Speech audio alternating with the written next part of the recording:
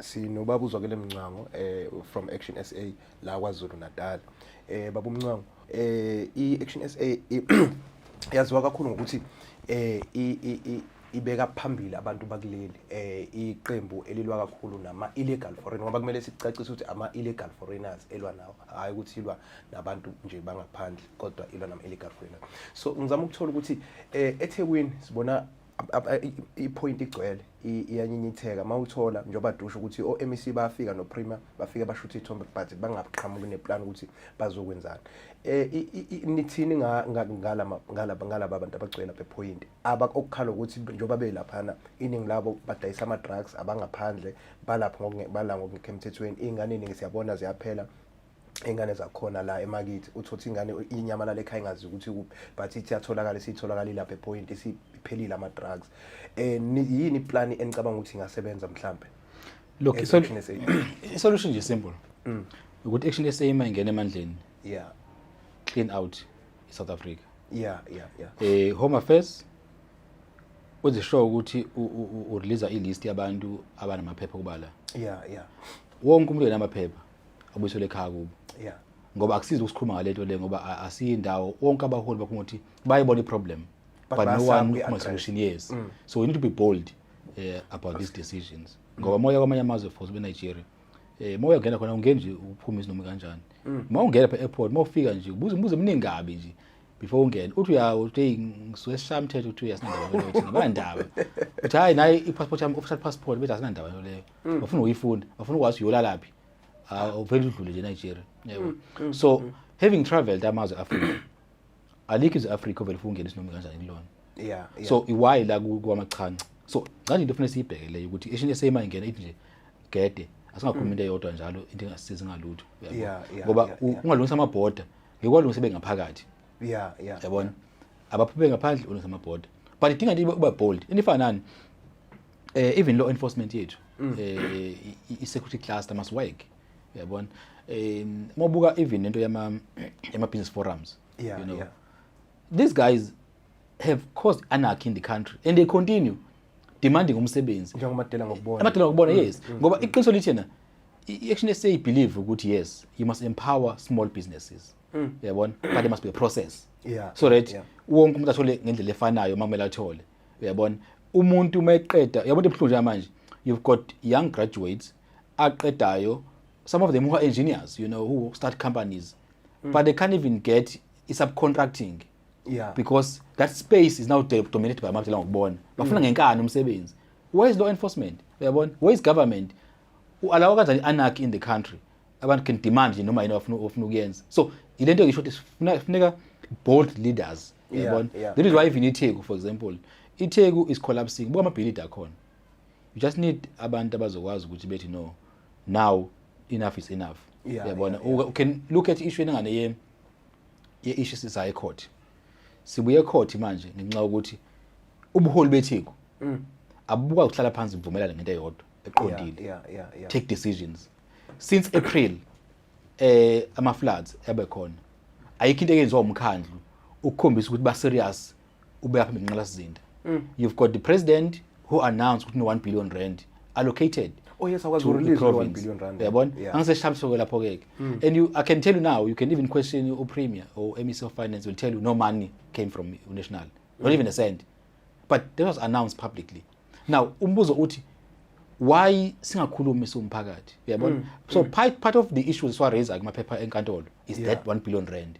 Where it is. The issue ukuthi na unama department afana no environment department, tourism department, water and sanitation, culture. Uma ithe uhluleka udane nendaba yendle. Where are these departments? Uyabona? Because tourism affecteka, environment affecteka. Culture declared disaster. Ukuthi akulungile ngani. Also responsible for umasipala. Water and sanitation. That is why we are saying if umkhandlu weTheku uneka imali, then national government must get involved and assist them. But abakhuluma indaba yemali. Mawubheka nje manje recently basuspende uhead of department wa supply chain. Bathi uyena obekade engasayina amathenda. Abasho imali ayikho. But uPeterson was signing.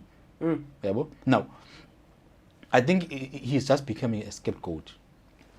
That is why we are saying we blame the entire executive.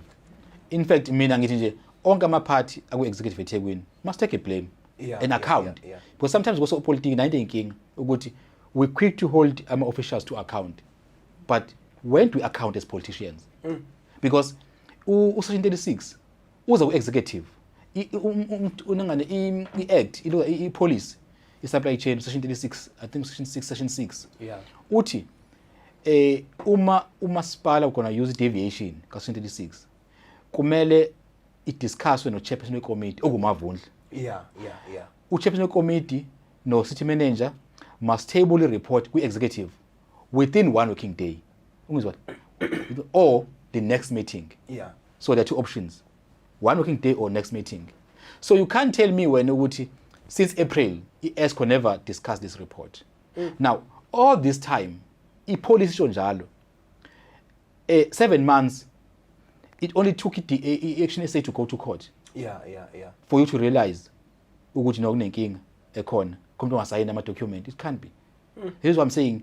I-executive members, I think obana balaphani ANC, EFF, IFP, ne-DA, they must account, all of them.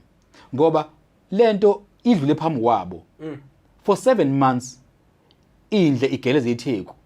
Ngoba abantu bafocus amabhishi. I can tell you, my Savannah Park, they know part of me. I've been there. Umuye Mega City nepipe elikhulu eMega City iyaphuphuma indle. Chitheka yonke indawo. Ko Phoenix itefanayo. So abantu bahleli phambi kwendle enendle ngoba iphela igeleza iyemfuleni imfula yonke iphela olwandle. Then nomkhandlu wetheko ozothi hayi i-pump station siyasebenza. Mangiya khona Monday ayisebenzi.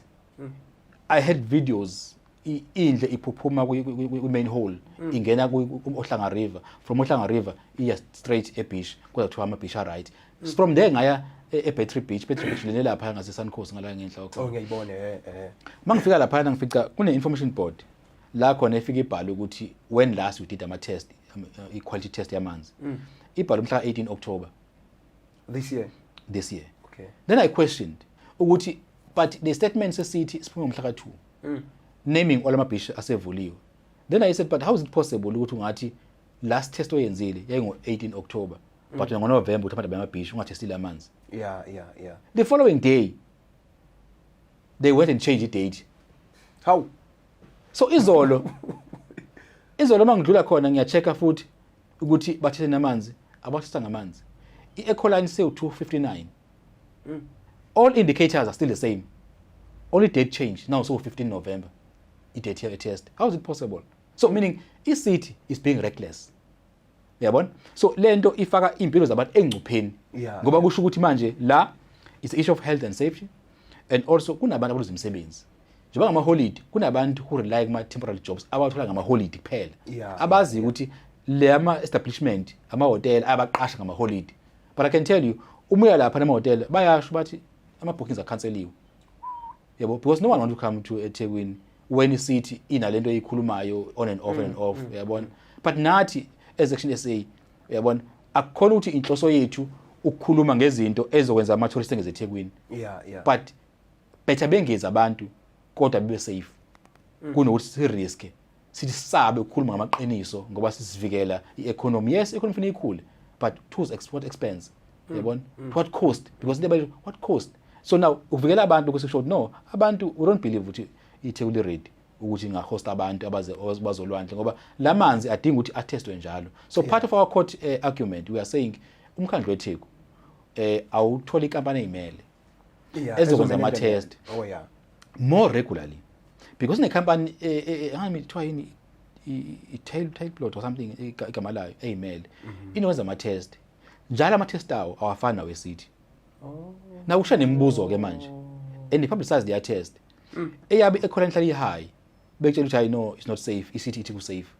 But remember also i-blue status ayenziwa isithi yenziwa i-private company. iTheku last time had a blue status I think it was 10 years or 15 years ago.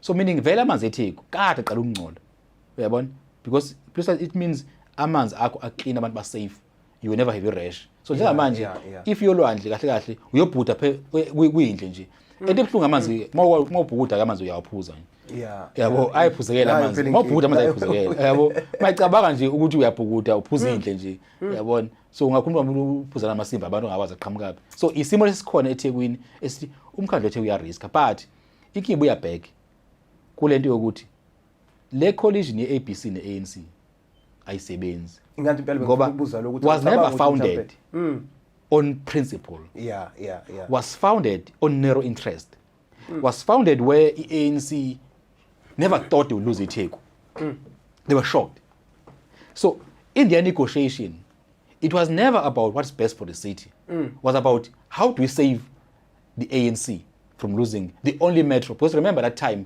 when discussion uMandela Bay yayidrophile ANC itswane onke metro yayisenethi kuphela so it was like that panic mode yokuthi whatever sokuvuma then you've got someone nangalana oyiqhamukela nayo opportunist ngokwakhe yabona who came what I know mina ngizonikeza umkhandlu because the same person was negotiating with amaqembu lana amanye yabona to form government now but soon as bengafuna umnika isithi we-ESCO because for him to be ufuna speaker kanje noma ifuna waqala ube speaker ngiyakhumbula nje now into eyinkinga lapho ukuthi yena but washintsha ufuna deputy mayor nje inkinga ngoba ukuthi uzoba deputy mayor kumele abe kwi-ESCO and no part was prepared umnika isithi yakhe yabona and his change yakhe was overnight so meaning he was never into alliance ne-ANC because even a campaigner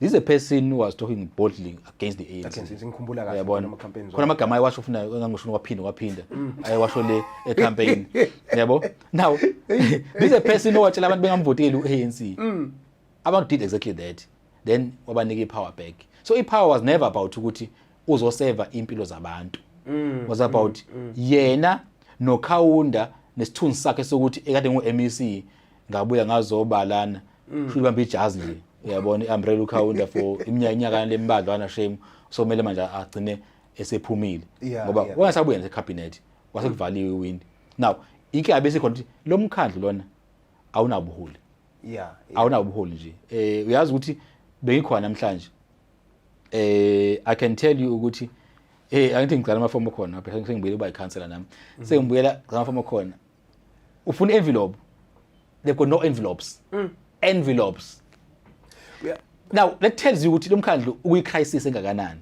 uyabo now again iproblem ekhona ke la ukuthi you've got two leaders abangokuhlala phansi bekhulume futhi abasuka amaqembu ahlukene yabona amaqembu angahlukana but manazi ukuthi nihlose ini phambili uyabona lo mkhandlu lo I can tell you njengamanje ukuthi yena they are losing imali ya housing uyabona back to i-province and ngiyazi abantu kulula mhlawumbe ukuthi u-MEC mhlawumbe uyalwa iqiniso ukuthi lapha eThekwini they can't make decisions that's why kunalento ka Dr Ntuthuko Mahlaba nomeya waseThekwini leyo accuse ukuthi ubani akasebenzi ubani exactly lapho umdlalo exactly lapho uyabona for example bebenyuka imali yokuthenga ibility lokuhouse labantu ababekade befutha ama flats yabona housing what na imali go and buy the building asakhuluma ngomalini but it was a building nje komele beyithenge umkhandlu weTheku because bayabanga base bethi no lithengeni nina ngoba masithenga thina so limala kuma rates what is nonsense that obese limali emuva ukuthi lithengeni nina because if you own public works thina sokwazi ukulozana ukuthi sithathe ama rates from there so malithengwa yithina we lose ama rates that's not argument yabo ngoba ukukhombisa ukuthi abantu suffering you are busy fighting ukuthi who's getting ama rate uzogaina uzoluzana yabona abantu bahlele ma hall yabona so now that is why you will find with this a big project kufanele yenziwe ngala kokhonyoba yabona nayo uMEC is now taking back imali eThekwini because bayisebenzisa imali yabo so again ilento yama fight kodwa ke gcineni I think the lesson here kufanele sibuke beyond iTheku kufanele sibuke ukuthi moving forward because ngesakubalela ama coalition arrangement azoba khona it's one thing I've been saying nami ukuthi nami I'm clear ukuthi come next election iANC ngibe ipower lokho nje ngeke izibe ipower iANC but iAction SA kumele ibe government with whoever parties opposition but uma siba government it must be based on principle, not position. We must start discussing what issues esivumana ngawo affect abantu. Abantu okugcina banamanzi, abantu ozwenda banamanzi, ama-district amaningi akhala ngamanzi. Now imigwaqo uyabona nomzinyathi kanje ya imigwaqo lento ama-illegal foreigners, lento yamaphara uyabona, lento ye-crime. Njengamanje you can't go anywhere ukhululeke ngemoto because of crime. So into ofuna sikhulume ngazo manje ukuthi ama-truck labula emgwaqeni scary emgwaqeni njengamanje. Yonke N2 N3 ama-truck emncane leyo R66 ama-truck. Funa sibuyele back sikhulume ukuthi uma siya emandleni, can we agree ukuthi ake sibuke lento ka-railway lines where amalahle ezobuyela back ku-railway, ama-big containers azobuyele back ku-railway line uyabona, because izinto funa sivumane ngazo at a higher level as parties, so that uma sifoma government sifika lapha sesivumelene ukuthi nanka ama-issues esovumana ngawo enizosebenza laphezu sign agreement. I-agreement yethu ake ihluke nje ingabe ama-position. I can tell you mina, go read all ama-agreement ama-parties abhase ama-position ukuthi sivumelene ukuthi uthola uspeaker wena, uthola u-MEC bani wena, uthola u-MMC bani, uthola. That's all they care about. We must change that narrative. I-coalition arrangement must be based on issues affect abantu ukuthi abantu bangivotelile na i-manifesto yami ithini manifesto yakho, sibheke ukuthi okay fine naho kulistile ngoba mostly i-manifesto yethu isuke ifana. It's how part with how we achieve, because we all clear with this education system in South Africa, all clear about healthcare system, all clear about crime, all clear about corruption, all those things. Those simple things as infrastructure, imigwaqo siyabona siyavuma fune siyilungise, abantu must get houses. So we agree ukuthi nazo ama issues. So many must say okay fahlale phansi ukuthi masihlala within 100 days to a year yes we achieve before small position. And I think we can build. Then there's a thing we can avoid by doing that. Mr. Mncwango, kune issue oke wayilwa before angazi noma action SA usaqhubeka inayo issue ka former MEC of uCopter uMam Nomsadube, who is serving as a current premier yase KZN. You raised so many allegations, some of them kwawukuthi usebenzisa i-department yakhe ukuthola ama-tender e-communication kwabanye umasipala ngenkampani kamyeni wakhe. Ilawo ma-allegations engisawakhumbula kahle. Iphelele usaqhubeka nayo leyo fight namanje ngapha kwa-Action SA noma into owagcina uphuma kuyona? Look, mhlambe asiyilungise leyo phela usungafight umuntu, so fight i-principle. Yeah. Now unfortunately umuntu wayithinteka kasekho emhlabeni. Oh yeah. Now so i-issue usakwazi ukuthi ungakhuluma nomuntu ongasekho ngoba sekuyiphendulela. Yebo. Kodwa those are issues that are burning because uma ubheka even nako umkhanya kude. Yeah. Abantu abanamanzi. Kukhona amapayipi akhona manje ayespende ngo100 million sahleli awasebenzile. Yabona. Namanje manje khona fica khona amapayipi lawo more than 10 years asekhona. But that tells you the bigger issues ekhona. Yabona. Ukuthi Action SA space ezoba kusona kakhulu KwaZulu-Natal uqinisekisa ukuthi inkinga esinazo we come up with solutions. Because we've realized, for example, Yesua, the reason why we went to court, we would okay, fine. We've been writing to council, writing questions, and other parties have been making noise. Abanye demonstrate, but there's been a solution. Now we pen it down to say, how then we use our institutions like Chapter 9? Because they are there now to assist, to strengthen democracy, and also holding a institution to account. Now, I think over years, we have not utilized them to the fullest. So I think njengamanje isikhathi sokuthi siqinisekise ukuthi makunenkinga siyangena siyayilungisa. Because inkinga iningi mfoka baba. Yabo mabheka nje komasipala abaningi. Lot of corruption eyenzakalayo. And awuzi ukuthi kwenzakalani. But engusho ukuthi Action SA izobe ikwazi ukuraise ama issues even if singana ama-council ezindawo lezo. Ngoba sizokurely thini we only work asiyona iqiniso ukuthi we know will go anywhere eSouth Africa nala KwaZulu-Natal kakhulukazi njengoba ngikhona mina I'm traveling all over the province ekufuna uqinisekisa ukuthi yena abantu bakithi they deserve better. And I think ama-politicians njengamanje we need to start talking about ama-ethics, and I think it's something funa sikhuluma even ey'koleni manje because iy'ngane kumele y'khule zazi ukuthi yini wrong, translate wrong ne right, because our leaders have failed to do that. You can't have a leader or onesibindi nje so ukuthi athi akhokhela icompany engazange umsebenzi because no interest yena khokho impela nje but nothing has been done yabona because their experiences where ngempela thothi khokhiwe imali but akho umsebenzi wenziwe and this really can't be accepted now.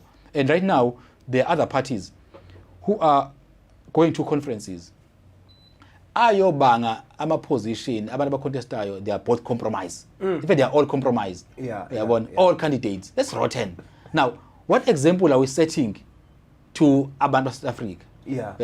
Nengane ikhulayo ngoba ingane imele wazihlonisa into wrong ne right. Thina as leaders asona ama example are right because some of our leaders now azinkabi ebusuku. Yabona emini umuntu uyimeya ebusuku inkabula labantu.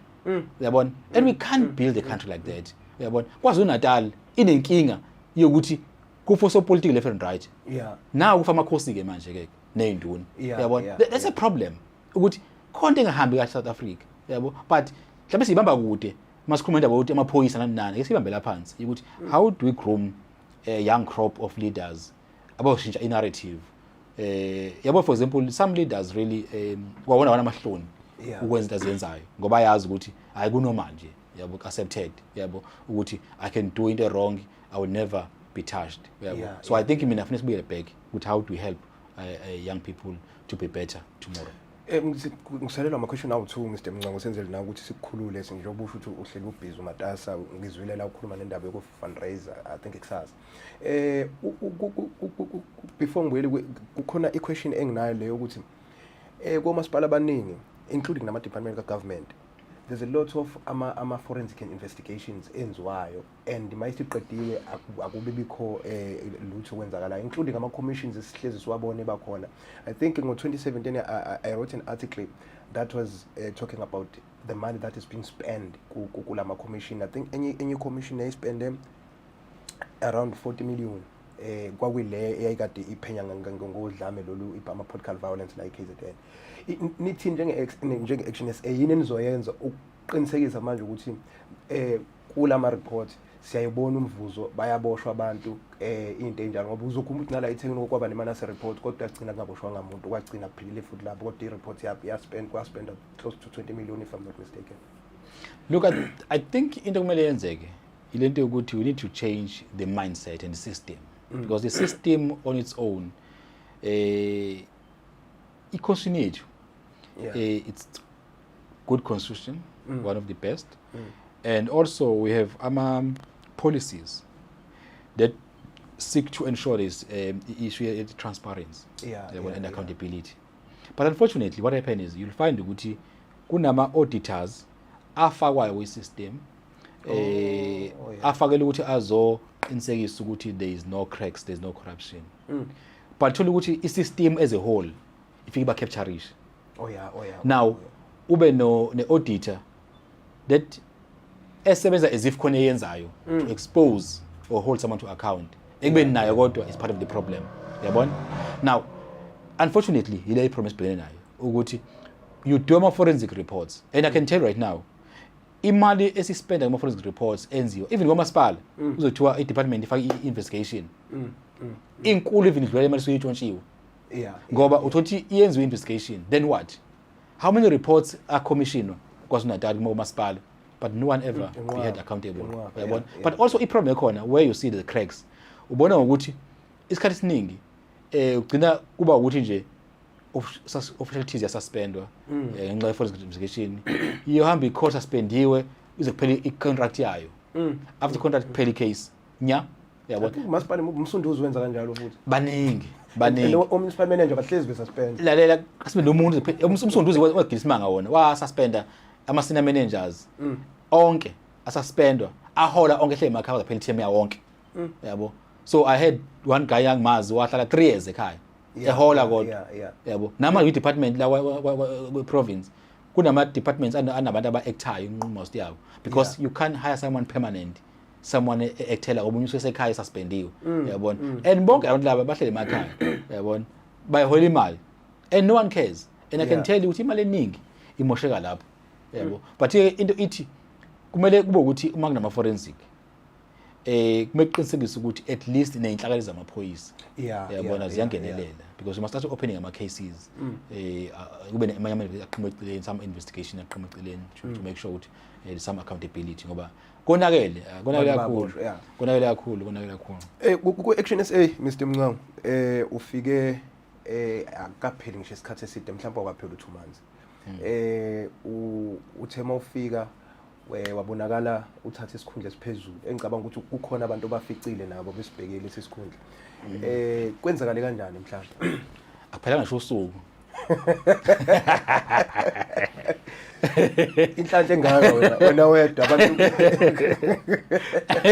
hawu owani umzuzu no akuchazele kanje i-issue ikanje ukuthi asiqale sithi organizations umeqala I understand why abantu benemibuzo i-Action SA nje manje ine interim constitution it's only 2 years right it exists no party you can tell me one party eyathi qala yawe conference you start by building ama structures yabona iqiniso ukuthi some parties aba ne conference mhlawumbe soon yabona mhlawumbe umunye argument yawo ishini delay kakhulu because abanye mhlawumbe they will take maybe 8 months to a year then have a conference but ayikho organization eqala iye conference we conference ngobani because it must be delegate we conference yabona now the Action SA is building structures on the ground now but the interim constitution njengamanje ithi upresident we organization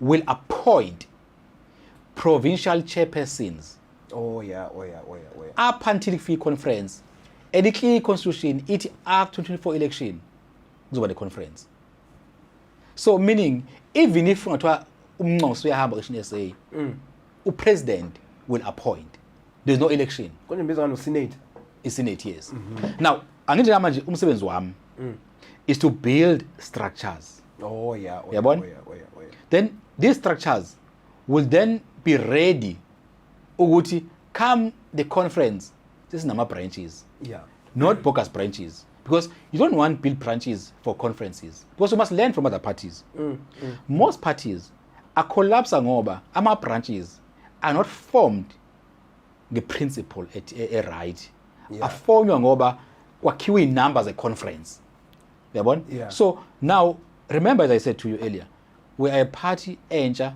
esifundile ama mistake abanye abantu then we must learn from that yabona so we can't repeat the same mistakes enziwa abanye abantu that is why ukuthi njengamanje siqinisekisa ukuthi we make sure ukuthi masenze sikwenza from experience benayo and improve kulento leyo it goes even the issue of selection of candidates for example yabona it's a process ethi have you learned ama mistake abanye abantu because you can't repeat ama mistakes zomunye umuntu now uphinde wenze wona yabona because abavoti botha labantu bayafana phela abantu manje bahluke ngani uyabo so iqiniso ukuthi nje manje i-Action SA is building i-organization but also the reason why ama powers abekwa ekutheni i-Senate the president must present with-Senate kuba akuyena yethu isinqumo uya kwi-Senate asho ukuthi hayi lapha kuleya province ngicabanga ukuthi sifake bani ngithole abani yabo wenzelani lokho ke part of the values Action SA is ethical leadership yabona now to build organization you need ethical leaders and abanye bacinise bethi but why abaningi beqhuma ku DA yabona I think Dr. Makhosi cause wakwakhani phela exactly now i-issue ekhona look what happened to her yabona because the foundation asuka kuyona ayikho anasisekelo yabona as opposed to as I said to you not everything is bad ku organization ye-DA yabona i-DA ikwazile ukumolda leaders I understand what is accountability yabona I understand ukuhlonisa wrong ne right yabona and that can take away from EDA as a party so most of the leaders lapha yana is because of that foundation now ingakho ngithi mina abanye can think Action SA is a DA light but it's not but I can tell you also the other leaders are from the ANC you know I think it's Mpumalanga if I'm mistaken Nelimpopo I think both leaders are from the ANC but again I can tell you it's hard to get ethical leader from the ANC. It's hard. Kunzima mfethu. Kunzima. But that tells you ukuthi this is a problem of the country. Hence I said, I think in the ethics we need to start talking about them ey'koleni ingane ikhule zi-understand ngoba ngempela our country will never go anywhere with the current situation nayo ngoba if ekhona for example ANC kwi-conference uyabona both Ramaphosa nawe nemali phasi kombhede uzweli watshotha imali ye-COVID bonke abantu ba-contest ubuke for example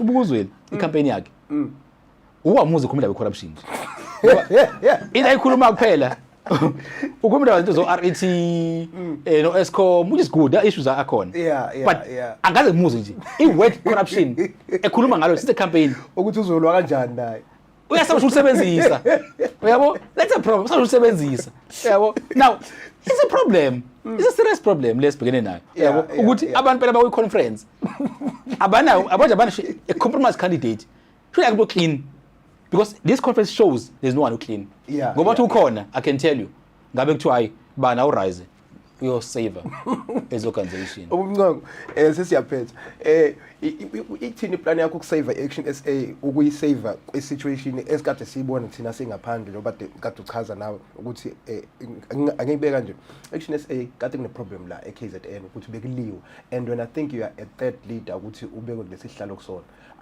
abayiqedi ithema abaqedi uma uDr Makhosi Khoza mhlawumbe wahlala inyanga ezimbili waxoshwa ngene indlela kwaba ureverend umfundisi uMusabheka naye uhlala isikhashana sasibona ngisho ama WhatsApp group la kwakuthukwana khona kuthukwana ama leaders omunye kuthiwa uyavela lapha akwazi ukucampaign uhlala esendlini njani kuyaliwa lapha Action SA iqiniso ilelo yini oyiplanile ukuthi wakhe icredibility kuyiphathi neunity kule party yeni firstly I agree bekunenkinga ayisekho manje okay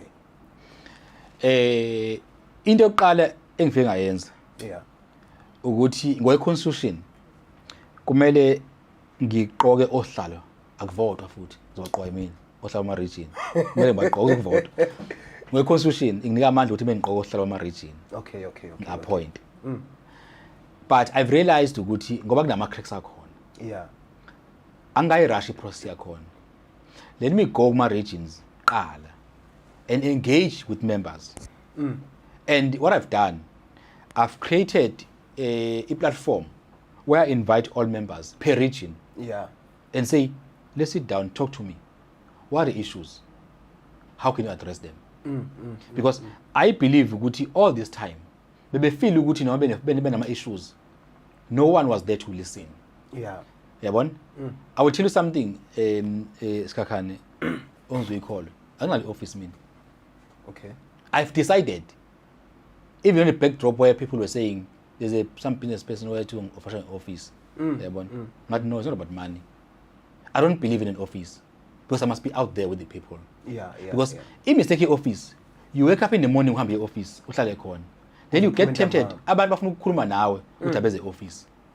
Yabona? Wena manje uyabona zabantu. Because uma uthi abeze office abantu, kuyoza lo phela unemali yokufika e-office kuwena okwazi ukugibela. What about that activist ofuna ukukhuluma nawe njengomholi okwazi ukufika kuyena yabo so now I believe ukuthi mina as a leader kumsebenzi wami ukuphuma e-office ngiye kubantu as a leader kumsebenzi wami ukuthi if ukhona ngena number yami okhuluma nami through Facebook kumele ngimphendule yabona and ngizwe ukuthi ukhala ngani so ezindlela ezokuzama ukuthi abantu beze bexabane it's out of frustration sometimes just confusion kwesinye isikhathi ukuthi miscommunication nje bakhona between abantu ababili ukuthi umunye ubhale something egroupini ajele kusho kuyena uyabona nje ngisukuthuwana ungazi kubangani babanga nje into ezabantu eceleni abebexabanele bodwa eceleni then they bring issue yabo on the main forum uyabona but what I'm encouraging abantu mina ukuthi let's have an open door policy if with the problem khona ungayizwa kahle just phone me let's talk about it yabona besikhathi sivakashelwe umholi we-Action SA KwaZulu Natal ubaba Zwakele Mncwango odabuka kwaNongoma uke waba ikhansela eThekwini le-DA uke waba ilunga lesishamthetho umholi onamava baba Mncwango sibonga kakhulu ngesikhathi sakho and sikujabulela ukuba nawe sithembe futhi ukuthi usazophinda usivakashele since siyabona ukuthi hayi uyasebenza la ku-Action SA Sibonga kakhulu ithuba esinikeze lona. Sithembe ukuthi soqhubeka nje uxhumana nemphakathi ngoba izona indawo lezi ezixhumana nomphakathi. Sibonga nje ithuba esinikeze lona. Sibonga.